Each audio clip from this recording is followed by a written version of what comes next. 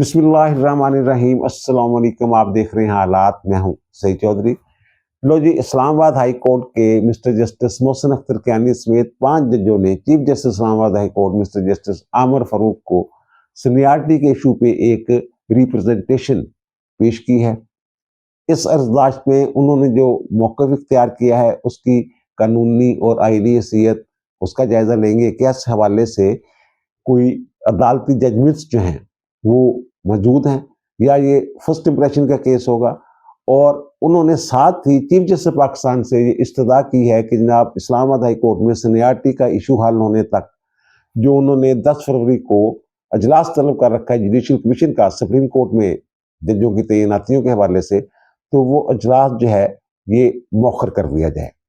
ये कुछ हासिल कर पाएंगे ये जज साहबान, या फिर जिन्होंने कहते हैं जनाब कंधा नाल टकरा मार रहे हैं, कोई ना कोई तो नतीजा निकलेगा ना इस अर्जदाश्त का। इस पर बात करेंगे। और फिर जो लतीफ़ खोसा साहब हैं वो भी, जो सिविलियंस के मिलिट्री कोर्ट में ट्रायल वाला केस नहीं चल रहा आईनी बेंच के सामने, तो उसमें एक दरखास्त गुजार के यानी कि एतजाज सजन साहब हैं, उनके वकील हैं जनाब सरदार लतीफ़ खोसा साहब। तो ये जनाब जो सरकारी पैनल है वकला का, वो मुंतजर है जनाब लतीफ़ खोसा साहब के दलाइल का। वो क्यों मुंतजर है, बड़ी दिलचस्प बात है, वो भी आपके साथ शेयर करेंगे। और फिर सलमान अकरम राजा साहब जो हैं वो दलाइल तो दे रहे हैं जनाब सिविलियंस के मिलिट्री कोर्ट्स में ट्रायल के खिलाफ, लेकिन उन्होंने वो जो 5 रुकनी बेंच का फैसला था जिन्होंने मिलिट्री ट्रायल को कलअदम किया था, और जो मुतलका कवानीन हैं मिलिट्री एक्ट की जो मुतलका शिकात हैं शिक्के हैं उनको भी उन्होंने कलअदम किया था, वो उस फैसले को तस्लीम नहीं कर रहे, रीजनिंग को तस्लीम नहीं कर रहे। ये बड़ी दिलचस्प सूरत हाल पैदा हो गई है आईनी बेंच के सामने। इस पर भी बात करेंगे, लेकिन इससे पहले इमरान खान साहब ने जनाब खत लिखा था, खुला खत था वो, दरअसल वो लिफाफे में बंद करके डाक के जरिए या बाई हैंड नहीं भेजा था उन्होंने। कल भी मैंने ये अर्ज किया था, तो उसका जनाब जवाब आ गया है फौज की तरफ से। ज़राए से ये खबर चल रही है, लेकिन ये मैं इतना कन्फर्म कर सकता हूँ कि ये खबर जो है ये 100% दुरुस्त है। ये जो मिलिट्री स्टेटमेंट है उसका यही जवाब है जो खबरों में आप देख रहे हैं। उन्होंने ये कहा है कि जनाब ना हमें कोई खत मिला है, ना हमें कोई इमरान खान का जो खत जो उन्होंने लिखा है वो पढ़ने में कोई दिलचस्पी है।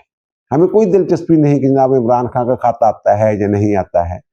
तो इस हवाले से जो पीटीआई वाले हैं वो कुछ और बयानिया बना रहे हैं, और जो दूसरे लोग हैं वो कुछ और बयानिया बना रहे हैं। पीटीआई वाले ये कह रहे हैं जनाब अतमाम हुज्जत के लिए उन्होंने खत लिखा है। अब देखिए इमरान खान क्या करेगा। जैसे हर इवेंट के बाद वो ये कहते हैं कि अब देखना आगे क्या करेगा कप्तान, वो 100 साल आगे की सोचता है।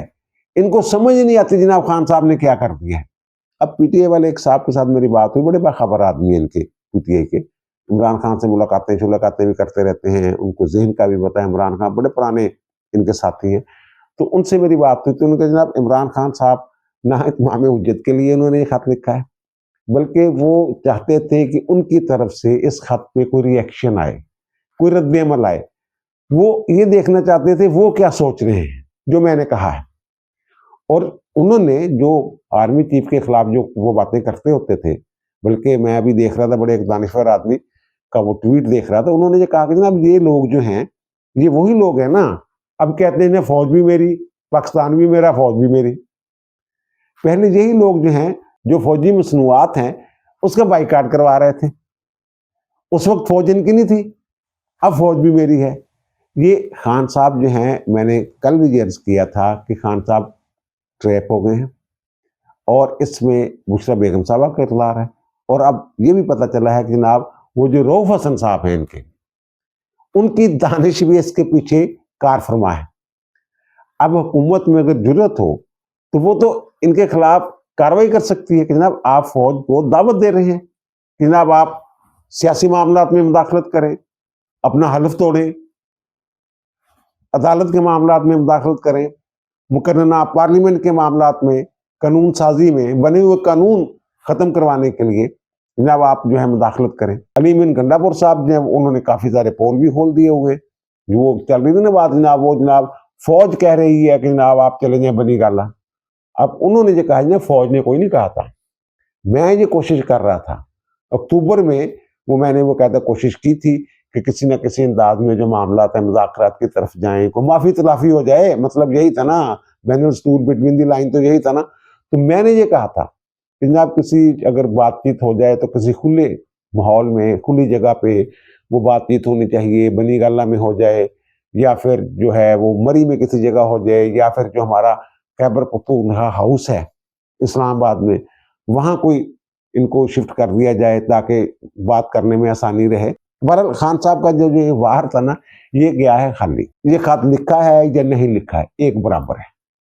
मैंने वहां से जो मेरे जराए हैं वही जराए जो कह रहे हैं कि जनाब ना कोई खत मिला है, ना मेरे को दिलचस्पी है, तो वो ये कहते हैं कि जनाब वो डिस्कस भी नहीं हुआ मामला कहीं पे। एक तो होता है ना जनाब, वो जनाब आर्मी चीफ के साथ या इधर उधर जो कोर कमांडर वगैरह की मीटिंग हुई है, तो उसमें कोई डिस्कशन हुई है इस हवाले से जनाब, वो भी तो ऐसी बातें कर रहे हैं। वो कहते नहीं, वो जो कोर कमांडर मीटिंग है वहां तो एक निकाती जो है एजेंडा था, और वो जो कश्मीरियों के साथ 5 फरवरी के हवाले से जो हमें यकजहती कश्मीर है, उस हवाले से वो एजेंडा था, एक उनके साथ इज़हार यकजहती करना था, और उनको ये बताना था जनाब दामे दरमे सुखने, हर तरह से हम कश्मीरियों के साथ हैं। वो कहते हैं कि यानी जो होती है ना एक मीटिंग, तो मीटिंग बाज़ाब्ता मीटिंग से पहले कोई आपस में गपशप ये वो, वहां ही किसी ने जिक्र कर दिया हो कि जनाब कोई खत लिखा है इमरान खान ने, वो चाहता क्या है,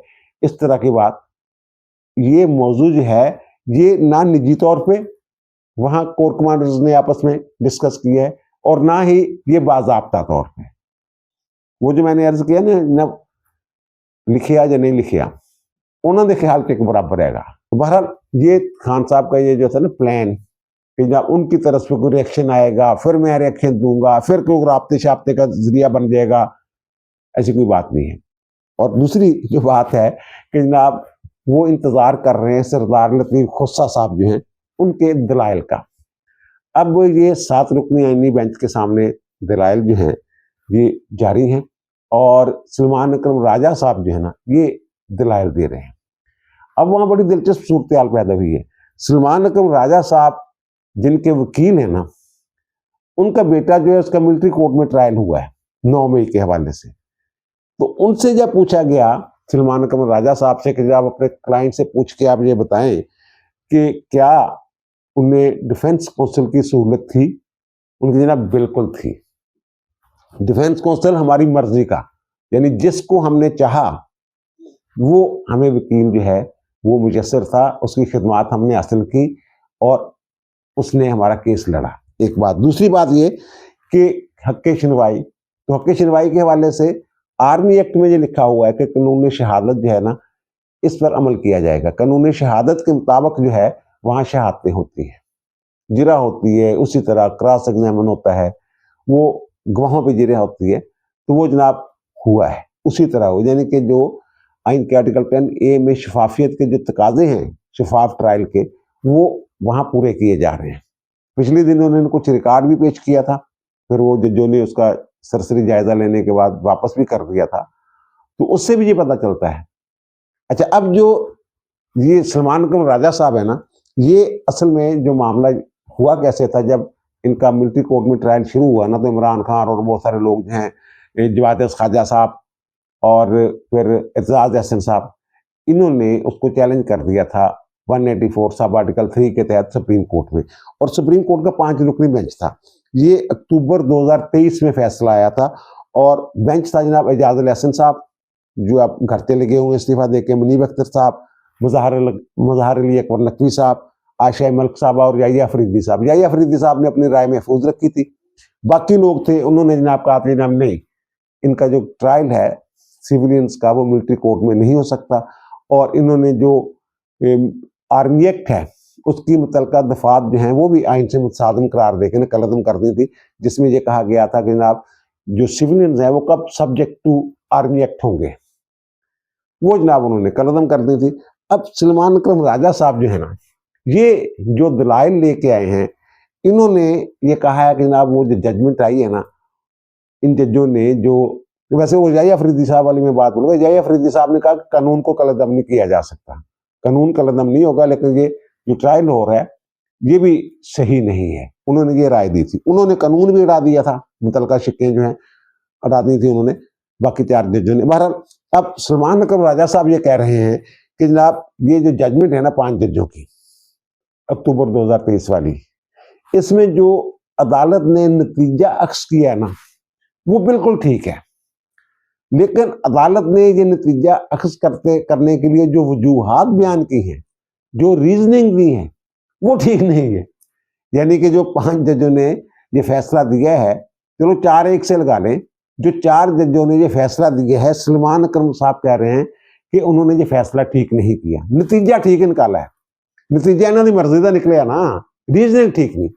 अब उन्होंने जो दलाइल का आगाज किया है वो जनाब लेके आगे हैं आइन का आर्टिकल 175 सब आर्टिकल 3, जिसमें अलहदगी इख्तियारात की बात नहीं की गई कि जनाब इंतजामिया और अदलिया जो है वो आइन के नाफज होने के 14 साल बाद अलग अलग हो जाएंगे। पहले आपको पता है ना, इंतजामी अफसर जो हैं वो जुडिशल वर्क भी किया करते थे, उनका नहीं, वो अलग काम करें और जजेस जो हैं वो अलग काम करें। तो ये 1996 में अल जहाद ट्रस्ट के जो है सुप्रीम कोर्ट ने फिर इस पर जजमेंट भी दी थी, तो उन्होंने कहा था नहीं जनाब ये अब जो वो 14 साल गुजर गए हुए हैं, तो अब इंतजामिया और जो अदलिया है वो अलग अलग अलहदगी इख्तियारात वाली जो बात है वो कह रहे हैं जनाब 175(3) के तहत जो है ना ये मिलिट्री कोर्ट्स बन नहीं सकते।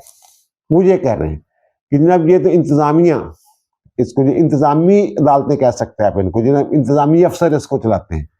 हालांकि इस हवाले से कई एक जजमेंट्स मौजूद है।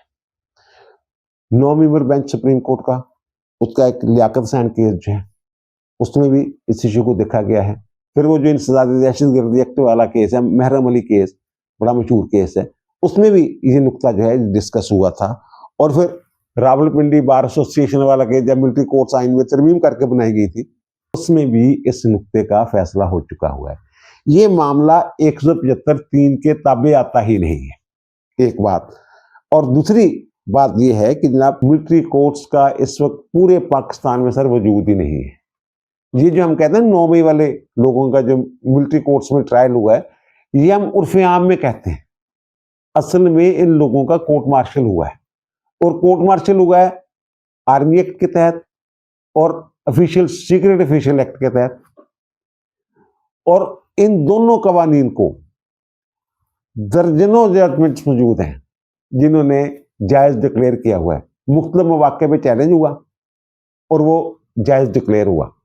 तो अब इनकी ये जो दलील है ना 175(3) वाली, मुझे तो नजर नहीं आ रहा कि इसको माना जाएगा। और वो वहां जो है जो आर्मी एक्ट है और ऑफिशियल सीक्रेट एक्ट है, उसमें एक तो वो लोग होते हैं सब्जेक्ट टू आर्मी एक्ट, यानी जो मुलाजम होते हैं फौज के, फौजी मुलाजमीन, फौजी अफसर, उनका जो है उनके लिए है कि जनाब वो कानून की खिलाफ वर्जी करते हैं, कवानीन दिए गए हैं, कौन कौन से इकदाम हैं तो उनके खिलाफ। और साथ ही उसमें ये भी मौजूद है सिविलियंस का ट्रायल कैसे होना है।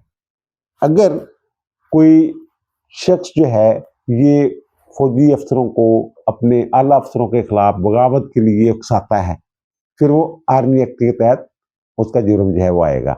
या फिर जो ऑफिशियल सीक्रेट एक्ट है उसकी अगर खिलाफ वर्जी हो, और वो भी खिलाफ वर्जी के साथ तक हर मामले में नहीं। ऑफिशियल सीक्रेट एक्ट तो ये भी कहते हैं ना वजारत खारजा के खुफिया डॉक्यूमेंट निकाल के दे दिए जाएं, उनका ट्रायल नहीं होना वहां पे, जो उसका कोर्ट मार्शल नहीं होना।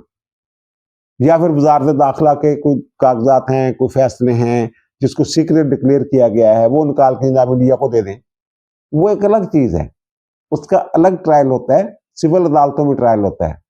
तो लेकिन ये जो मामला है ऑफिशियल सीक्रेट एक्ट कब उन पे लागू होगा, जब कोई ऐसा इकदाम जो फौजी तनसीबात या फौजी इमारतों से मुतल्लक जुर्म हो, जबरदस्ती घुस जाना, ऐसी ममनुआ जगह पे फौजी जगह हो, फौजी तनसीबात में से हो कोई, यानी फौज के जेरे कमान जो इलाका हो, या चौकी हो, या फिर कोई छौनी हो, या कोई दफ्तर हो, वहां अगर ममनुआ इलाके में कोई घुस जाता है फिर ऑफिशियल सीक्रेट एक्ट लगेगा। या वहां आग लगा देता है, तखरीब करी करता है, कुछ भी करता है, वो सिविलियन हो या फौजी, उस पर आर्मी एक्ट के तहत कार्रवाई होगी और वो कोर्ट मार्शल होगा।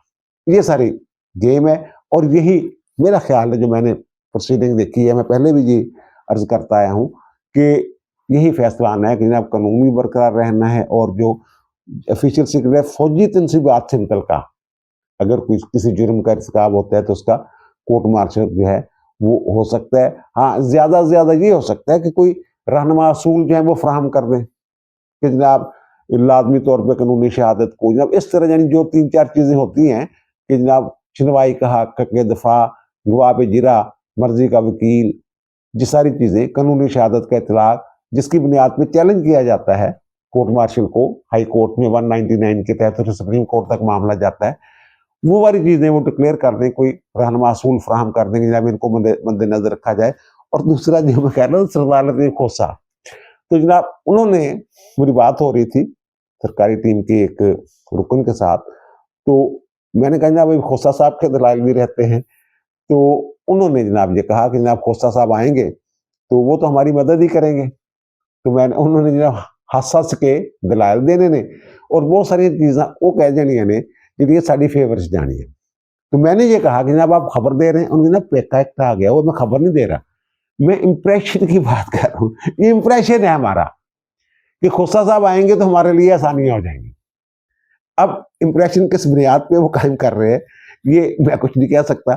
बहरहाल ये उन्होंने कहा है, इस तरह की बात की है और मेरा ख्याल है कि अब हामिद खान साहब के दलाल रहते हैं और खोसा साहब के दलाल रहते हैं, इस तरह का मामला जो है वो चल रहा है। और इस्लामाबाद हाई कोर्ट वाला जो इशू है जनाब, इस्लामाबाद हाई कोर्ट में एक तो ये हो गया जनाब, पहले कल इंतजामी कमेटी जो है वो तब्दील की है उन्होंने मोहसिन अख्तर कैनी और गुल हसन औरंगजेब को उसमें से निकाल दिया आमिर फारूक साहब ने, और इंतजामी कमेटी के वो हेड तो पहले भी खुद ही थे और अपने साथ उन्होंने सरफराज डोगर साहब को लिया है और खादम सैन सुमरो साहब जो सिंध हाई कोर्ट से हैं उनको उन्होंने लिया।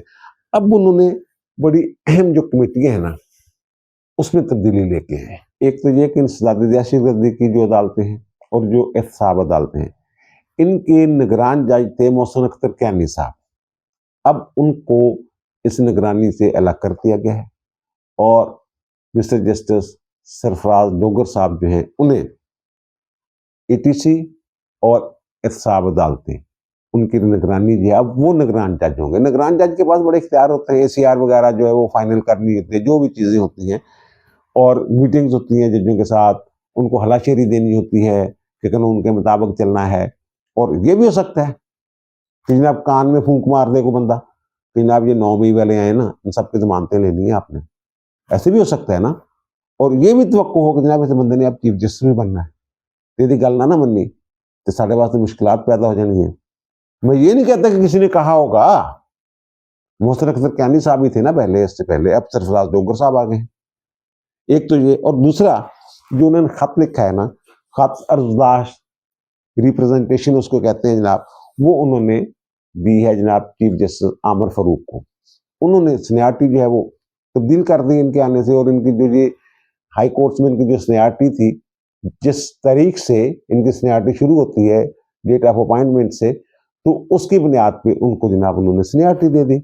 उसमें सरदार सरफराज डोगर साहब जो हैं वो आमिर फारूक चीफ जस्टिस के बाद सीनियर तरीन चीफ जस्टिस हो गए और मुमकिन तौर पर चीफ जस्टिस भी होने वाले हैं इस्लामाबाद हाई कोर्ट के, अगर आमिर फारूक साहब ऊपर चले जाते हैं। अगर क्या वो ऊपर चले जाएंगे और ये हो जाएंगे जनाब chief justice Islamabad high court के, तो जो मोहसिन अख्तर कैनी साहब है पहले वो सीनियर तरीन जज थे, उनकी सीनियरिटी जनाब आगे पीछे हो गई है। तो इन्होंने जनाब 5 जजों ने, जिन्होंने इन तबादलों से पहले भी एक खत लिखा था ना, अब उन्होंने अर्जदाश्त पेश की है और वो पेश कर रहे हैं जनाब मोहसिन अख्तर कैनी साहब, तारिक महमूद जहांगीरी साहब, जस्टिस बाबर सत्तार साहब, जस्टिस सरदार एजाज असाक साहब और जस्टिस समन रफत इम्तियाज साहबा। ये जनाब उन्होंने अपनी जो अर्जदाश्त है ये पेश की है और उसमें वो उन्होंने मौक़िफ़ क्या इख्तियार किया। उन्होंने कहा जनाब जज जिस हाई कोर्ट में तैनात होता है ना, उसी हाई कोर्ट का वो हलफ उठाता है। वहाँ कहते हैं, ये मैंने आपके सामने रखा था मामला हलफ का जनाब, उसमें होता है कि जनाब लाहौर हाई कोर्ट के जज के तौर पे हलफ उठा रहा हूँ, ये भी, लेकिन होती है उसमें आइन और कानून की पासदारी की बात, ज़ाती मफाद पे आइन और कानून को तरजीह दूंगा वगैरह वगैरह चीज़ें, और आइन से मुखलिस रहूंगा, आइन का पासदार रहूंगा वगैरह वगैरह। तो बहरहाल इख्तियार भी हाई कोर्ट्स के एक जैसे हैं एक बात होगी। और उन्होंने कहा जनाब जब ट्रांसफर होके आता है ना जज, तो उससे जनाब फिर नया हल्फ लेना पड़ता है। इनका ये मौकफ है कि नया हल्फ लेना पड़ता है और हल्फ की बुनियाद पे फिर उनकी सीनियरिटी का तयन होगा। जब वो इस्लामाबाद हाई कोर्ट के जज के तौर पे हल्फ उठाएंगे तो फिर जिस दिन वो हल्फ उठाएंगे ना, उस दिन उनकी सीनियरिटी का जो तयन होगा, यानी वो जूनियर हो जाएंगे हमसे, ये वो कह रहे हैं। यानी जो वहां एडिशनल 2 जज हैं उनसे भी जूनियर हो जाएंगे इनके नुक्ता नजर के मुताबिक। और फिर वो कहते हैं कि जनाब इसमें चीफ जस्टिस पाकिस्तान से भी उन्होंने ये इस्तदा की है कि जनाब वो इस सीनियरिटी के फैसले तक जो है ये जुडिशल कमीशन का इजलास जो इस्लामाबाद हाई कोर्ट में जजों के तकर्रर के सुप्रीम कोर्ट में जजों के तकर्रर के हवाले से हो रहा है उसको रोक दिया जाए। तो चीफ जस्टिस पाकिस्तान ने तो एक दिन पहले ही शक का इजहार कर दिया था, जब साफियों के साथ बात हो रही है, सुप्रीम कोर्ट के जो रिपोर्टर हैं साफी हैं उनकी जो तकरीब वाले बरदारी थी वहां उन्होंने कह दिया था कि जो सीनियरिटी में बात नहीं करूंगा, ये मामला मेरे पास आना है। अब आमिर फारूक साहब इस पे क्या करेंगे, जो मेरी इतला है वैसे तो फैसला कर देंगे, उन्होंने जो फैसला किया होगा सीनियरिटी का सोच विचार करके किया होगा ना, कानून और आइन को ताबे रख के उसके मुताबिक ही नजर में रख के जो है फैसला किया होगा ना, तो वो तो अपना फैसला नहीं बदलेंगे मेरा ख्याल। लेकिन ये भी तो हो सकते हैं ना वो इस दरखास्त को पड़ी रहने दें। ये तो कहीं नहीं लिखा हुआ कि जनाब लाजमी तौर पे 10 तारीख तक जो है वो मामला आते हैं, 10 तारीख के बाद उन्हें सुप्रीम कोर्ट चले जाना है, तो वो 3-4 दिन की बात है, वो पड़ी रहेगी दरखास्त। फिर होगा क्या, अल्टीमेटली ये मामला जो है ये सुप्रीम कोर्ट में जाएगा। ये कहेंगे जनाब ये इशू है जनाब, इसका फैसला फरमा दें, सुप्रीम कोर्ट से कहेंगे। और फिर वो आइन के तहत 26वीं आईनी तरमीम के तहत, जिसके मोहसिन अख्तर कैनी साहब बड़े नाकद है, तो फिर वो 26वीं आईनी तरमीम के तहत बने हुए आईनी बेंच में मामला जाएगा और आईनी बेंच ने फिर वो फैसला करना है। ये फर्स्ट इंप्रेशन का केस है। ये जजों की सीनियरिटी के हवाले से जजमेंट्स मौजूद हैं। पहले बड़े रोड़ा शोले पड़े होते थे जजों के। फल्क शेर साहब जब सुप्रीम कोर्ट में गए थे तो उन्होंने भी एक अर्जदाश्त पेश की थी सीनियरिटी के लिए। लाहौर हाई कोर्ट में भी जजों के दरमियान फड्डा चड्डा पड़ा रहता था। सिंध हाई कोर्ट के जजों की भी मुकदमेबाजी चलती रही थी, जनाब मैं सीनियर हूँ, वो कहता है मैं सीनियर हूँ। इसी तरह लाहौर में वो कल भी मैंने अर्ज किया था जनाब, कमरा अदालत में कुर्सी पे बैठने पे कि सीनियर कौन है जूनियर कौन है, फड्डा हो गया था, पुरानी बात है। तो अब ये जो कह रहे हैं जब हलफ उठाता है तो उस वक्त से सीनियरिटी का जो तयन होता है, जब जज के तौर पे वो इस्लामाबाद हाई कोर्ट में जाएंगे उस वक्त से। अब इसी इशू पे जो है वो जजमेंट, ये एक हाई कोर्ट से दूसरे हाई कोर्ट वाला फर्स्ट इंप्रेशन का केस है वैसे, लेकिन इस इशू पे हलफ वाले इशू पे जो ना ये फैसला हो चुका हुआ है। फैसला ये है कि जनाब उसकी जो इनिशियल अपॉइंटमेंट है ना, इनिशियल अपॉइंटमेंट सीनियरिटी वहां से शुरू होती है। ये झगड़े क्या रहे हैं ये मैं बता देता हूँ, सामने रख देता हूँ इशू कि ये इनिशियल अपॉइंटमेंट से, यानी कि लाहौर हाई कोर्ट या किसी भी हाई कोर्ट में जब जज का तकर्रर होता है तो वो मुस्तकिल जज नहीं होता, वो एडिशनल जज होता है।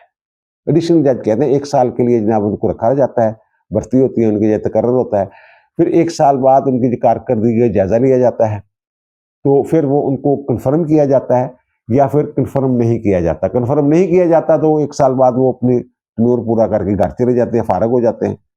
और अगर उनको कन्फर्म कर दिया जाता है तो फिर मुस्तकिल जज के तौर पे दोबारा हल्फ उठाते हैं। क्या करते हैं, दोबारा हल्फ उठाते हैं। पहले जो उन्होंने एडिशनल जज के तौर पे हल्फ उठाया होता है और फिर मुस्तकिल जज के तौर पे हल्फ उठाते हैं। जब मुस्तकिल जज के तौर पे हल्फ उठाते हैं तो उनका जो स्टेटस है, हैसियत है ना, वो तब्दील हो जाती है। अब इसकी मैं मिसालें आपके सामने रखने लगा हूँ। ये जो बैच था ना साकिब निसार साहब वाला और आसफ सईद खोसा वाला, बाकी जज जो थे वो कन्फर्म हो गए थे, इनको कन्फर्म नहीं किया गया था। 1 साल के लिए इनको एक्सटेंशन मिली थी।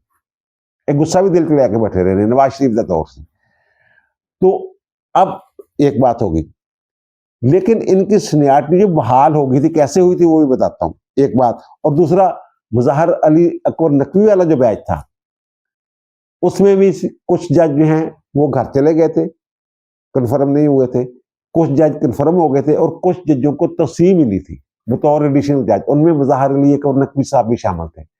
इसी तरह 2016 वाला जो बैच है लाहौर हाई कोर्ट का, नवंबर 2016 वाला बैच, उसमें भी कुछ जज जो है 2017 में कन्फर्म हो गए थे, कुछ जजों को एक्सटेंशन मिली थी। अब जब जज कन्फर्म हो जाता है ना तो फौरी तौर पे सीनियरिटी लिस्ट तब्दील हो जाती है। जिन्होंने कन्फर्म जज के तौर पे हलफ उठाया होता है ना, वो सीनियर हो जाता है, और एडिशनल जज के तौर पे जो उनके सीनियर होते हैं और उनको तस्वीर मिलती है तो वो उनसे जूनियर हो जाते हैं। लेकिन आगे जाके क्या होता है, जब वो तस्वीर पूरी हो जाती है और वो कन्फर्म हो जाते हैं, तो फिर उनकी जो सीनियरिटी है वो बहाल हो जाती है, वो उसी जगह पहुंच जाते हैं। अगर हलफ की बुनियाद पे ये सीनियरिटी का तयन होना हो, तो मैंने कहा एडिशनल जज और जो कन्फर्म जज होता है उनका कैडर ही अलग होता है, उनकी हैसियत ही अलग होती है। तो फिर अगर एक दफा एक सीनियर हो गया तो दूसरा 1 साल बाद जो है वो कन्फर्म होता है, तो उसको जनाब पीछे रहना चाहिए। हल्फ की बुनियाद में कन्फर्म जज के तौर पे बाद में हल्फ उठाया है, नहीं, वो उनकी सीनियरिटी जो है वो वापस आ जाती है। इस जजमेंट से क्या प्रोपोजिशन बनती है, क्या नतीजा निकलता है, क्या डिक्लेयर किया है, वो जनाब जजों की जो इनिशियल अपॉइंटमेंट है वहां से उनकी सीनियरिटी का तयन होना होता है। वो कन्फर्म अपने बैच के कन्फर्म जजों के बाद भी 1 साल हल्फ उठाते हैं तो उनकी सीनियरिटी पहले वाले हल्फ, हालांकि दोबारा हल्फ लिया होता है उन्होंने, दोबारा हल्फ नई अपॉइंटमेंट तो नहीं होती ना, चलो ये कह रहे हैं दोबारा हल्फ लें, चलो ये भी कर लें दोबारा हल्फ ले लें, लेकिन जो उनकी सीनियरिटी है वो इनिशियल अपॉइंटमेंट से। अच्छा, ये भी जो जज हैं ये भी सर्विस ऑफ पाकिस्तान, ये इनका जो आइन में लिखा हुआ है कि ये भी जनाब गवर्नमेंट के मुलाजिम है ये भी, और इन पे उन्हीं रूल्स का अतलाक होता है। वो मैंने कहा ना जनरल क्लासेस एक्ट का मैंने जिक्र किया था, तो वो जो सिविल सर्वेंट्स हैं या दीगर गवर्नमेंट ऑफ पाकिस्तान के सर्वेंट हैं, उनमें क्या है, कानून क्या कहता है, कानून ये कहता है कि अगर किसी मुलाजम ने अपना कैडर चेंज करना हो, एक से दूसरी जगह जाना हो, फर्ज करें वो कहते हैं पुलिस से मैंने कस्टम में जाना है जनाब, ये दरखास्त CSS जो अफसर है, मैं वैसे बात कर रहा हूं, तो अगर तो वो खुद दरखास्त देता है तो फिर वो बॉटम में जाएगा, नीचे जाएगा। लेकिन अगर सरकार उसको भेजती है तो फिर वो कहेगा जनाब मेरे इसमें कोई कसूर नहीं है, तो मेरी मैं सीनियरिटी समेत जाना है, फिर वो सीनियरिटी समेत जाता है एक जगह से दूसरी जगह अगर जाना हो। हाँ, अगर वो अपनी रजामंदी से जाए, जनाब ठीक है जनाब मैं जो है पिछले वाले कैडर में चला जाता हूँ जो CSS में लोअर कैडर है, तो लेकिन फिर वो जाएगा बॉटम में, अगर वो खुद दरखास्त दे के जाता है। अगर सरकार उसको भेजती है तो फिर वो सीनियरिटी समेत और मुराद समेत वहां जाएगा। यही उसूल जहां लागू होना है। अगर तो इन्होंने दरखास्तें दी हैं जनाब मुझे वहां भेजा जाए, फिर अगर ये असूल लागू होता है फिर तो जाएंगे नीचे। अगर सरकार ने इनको कहा है कि जनाब आप वहां चले जाएं और इन्होंने सरकार की बात मानी है, तो फिर या फिर इस्लामाबाद हाई कोर्ट की चीफ जस्टिस ने ये लिखा है या मांगा है कि जनाब ये जज मुझे चाहिए, यहाँ जनाब 3 सीटें खाली पड़ी हुई हैं और ये जज मुझे दे दे, फिर ये सीनियरिटी समेत जाएंगे। और हुआ ऐसे ही है, सारी जमात तफरीका ला के हो इन्होंने लैके गए ने, ਤੇ ਹੁਣ ਇਹ ਜਿਹੜੀ ਅਰਜ਼ਦਾਸ਼ਤ ਆ ਫਿਰ ਭਾਵੇਂ ਆਈਨੀ ਬੈਂਚ ਚਲ ਜਾਵੇ ਜਿੱਤੇ ਵੀ ਚਲ ਜਾਵੇ, ਮੈਨੂੰ ਤੇ ਇਹਦਾ ਕੋਈ ਨਤੀਜਾ ਜਿਹੜਾ ਨਾ ਜਿਹੜੀ ਮਾਦੀ ਚ ਪ੍ਰੋਪੋਜੀਸ਼ਨ ਬਣ ਚੁੱਕੀ ਹੋਈ ਹੈ, ਡਿਕਲੇਅਰ ਹੋ ਚੁੱਕਿਆ, ਉਹ ਜਜਮੈਂਟਸ ਦੀ ਰੋਸ਼ਨੀ ਔਰ ਤੈਅਸ਼ੁਦਾ ਜਿਹੜੇ ਤੈਅਸ਼ੁਦਾ ਅਮੂਰ ਨੇ ਉਹਨਾਂ ਵਿੱਚੋਂ ਕਿ ਅਮਰ ਹੈਗਾ कि जो इनिशियल अपॉइंटमेंट है वहाँ से सीनियरिटी का, तो वहाँ फिर एक और बात बड़ी हो रही है जनाब, वो जो 26वीं आईनी तरमीम थी तो उसमें जनाब इन्होंने आर्टिकल 200 में तरमीम करनी थी और उसमें लिख दिया गया था कि जनाब जो जज एक हाई कोर्ट से दूसरी हाई कोर्ट में जाएगा तो उसकी सीनियरिटी मुतासर नहीं होगी, तो लेकिन ये नहीं किया, ये इसलिए रखा गया था, इसलिए प्रपोजल थी कि जनाब ये क्योंकि 200 के मुताबिक उसने जूनियर हो जाना वहाँ जाके, बातें चल रही है ना। ये आपके खिलाफ दलील है भाई। अगर किसी ने प्रपोजल बनाई तो बाद में इन्होंने देखा 200 को, जनाब नहीं ऐसी तो बात ही कोई नहीं, ये तो ट्रांसफर है, ये तो नई अपॉइंटमेंट नहीं, ये तरमीम करने की जरूरत ही नहीं है। बस एम ही सर एक एक नुकता लब के बहुत सारे लोग अगर साफियां तो कहने तो केस लड़ना ना, अर्जदाश्तां पाउनियां, फिर तो अल्लाह याफज़ा। और वैसे भी लाहौर हाई कोर्ट के मुकला ने तो कह दिया था, लाहौर हाई कोर्ट बार के मुकला ने, सदर ने, कि जनाब ये जज खुद स्टैंड लें, वो स्टैंड लेने की कोशिश कर रहे हैं ये वही लोग हैं जो कहते हैं तुम स्टैंड लो, कदम उठाओ नवाज शरीफ, हम तुम्हारे साथ हैं, जब पीछे मुड़ के देखते बंदे कोई नहीं होता। अब दीजिए मुझे इजाजत, दोबारा मुलाकात होगी नए भी इलाके के साथ। अल्लाह ताला आप पर, मुझ पर, हम सब पर मेहरबान रहे। अल्लाह हाफिज।